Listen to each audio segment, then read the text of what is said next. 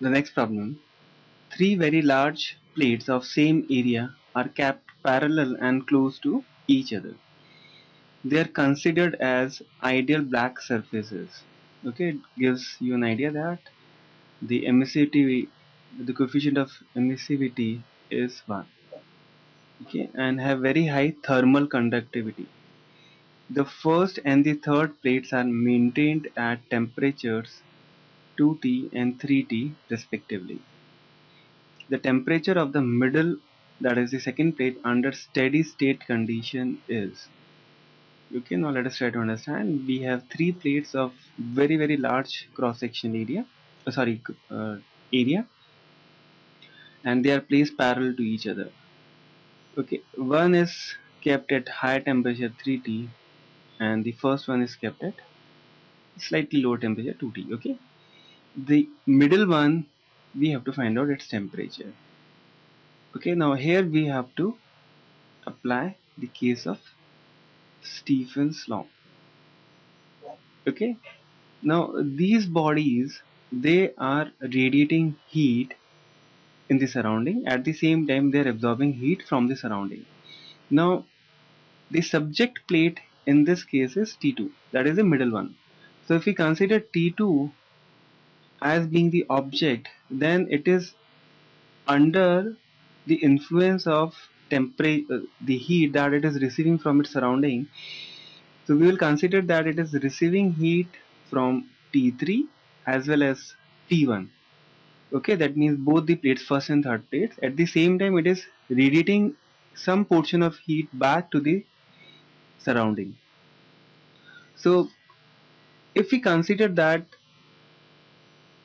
let us say it is receiving some amount of heat as a result of the high temperature of plate 3, then the rate at which it is receiving the heat should be the same as the heat that it is releasing to the plate 1.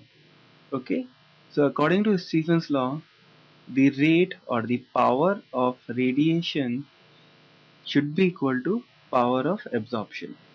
Now from Stephen's law we know that P is given by sigma epsilon A T to the power 4.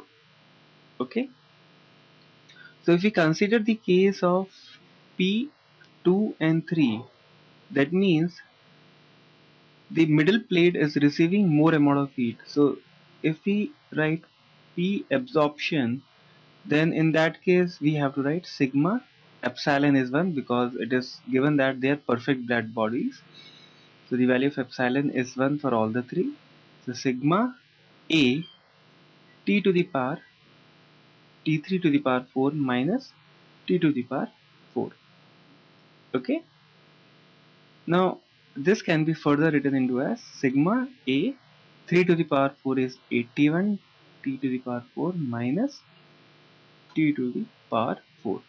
Okay, this is the power of absorption between 3 and 2. Now similarly, since the middle one, which is at a higher temperature as compared to the first one, so the radiation is more. The rate at which it is releasing heat is more. Okay, so P radiation between 1 and 2 can be written as sigma epsilon A. Now T2 is at high temperature, T2 to the power 4 minus T1 to the power 4. Okay, again P radiated will be equal to sigma A. Epsilon is again 1 and T to the power 4 minus 16 T to the power 4. Okay, because this is at 2T. So if we equate P absorbed equal to P radiated for the second plate, we will get sigma A 81 T to the power 4 minus T to the power 4 equal to sigma A T to the power 4 minus 16 t to the power 4. So this sigma a will cancel out, and we will have 2 times t to the power 4 equal to 81 plus 16 is 97 t to the power 4. Okay, or we can write this as t2 equal to 97 by 2